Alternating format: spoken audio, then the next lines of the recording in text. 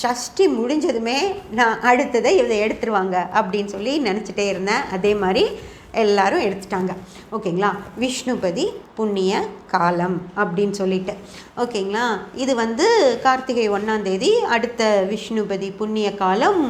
கார்த்திகை 1 முதல் நாள் கோயிலுக்கு போய் வேண்டிக்கணும் அப்படின்னு சொல்லிட்டாங்க. இது அடுத்தது மாசியில் வரும், அதுக்கப்புறம் வைகாசியில் வரும், அதுக்கப்புறம் ஆவணி முதல் நாள் வரும். ஃப்ரெண்ட்ஸ், இந்த 4 நாட்களும் பெருமாள் கோயிலில் போய் வேண்டிட்டோம் அப்படின்னா நம்ம நினச்சது நடக்கும். அப்போவும் வேண்டிக்கும் போது அடுத்த புண்ணிய காலம் விஷ்ணுபதி புண்ணிய காலம் வருது இல்லைங்களா, அதுக்குள்ளே எனக்கு இது நடந்துடணும் அப்படின்னு சொல்லி வேண்டிக்கணும் அப்படின்லாம் சொல்கிறாங்க. ஃப்ரெண்ட்ஸ், எனக்கு தெரிஞ்சு இந்த விஷ்ணுபதி புண்ணிய காலமெல்லாம் நான் கேள்விப்படவே இல்லை. இப்போ தான் ஆரம்பிச்சிருக்காங்க. ஓகேங்களா, முதல்ல உங்களுக்கு தெரியும் பெருமாளுக்கு எத்தனை காலங்கள் இருக்குன்னு உங்களுக்கு தெரியும். புரட்டாசி 5 வாரமும் பெருமாளுக்கு நம்ம கும்பிடுறோம்.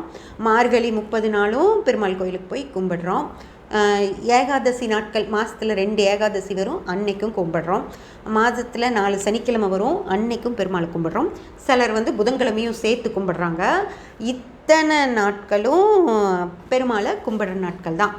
இத்தனை நாள் பெருமாளுக்கு கும்பிட்றதுக்கு இருக்கப்போ இந்த விஷ்ணுபதி புண்ணிய காலம் அப்படின்னு சொல்லி 4 மாதத்தோட முதல் நாளை எடுத்து கும்பிடணும் அப்படிங்கிற எந்த ஒரு இதுவும் இல்லை.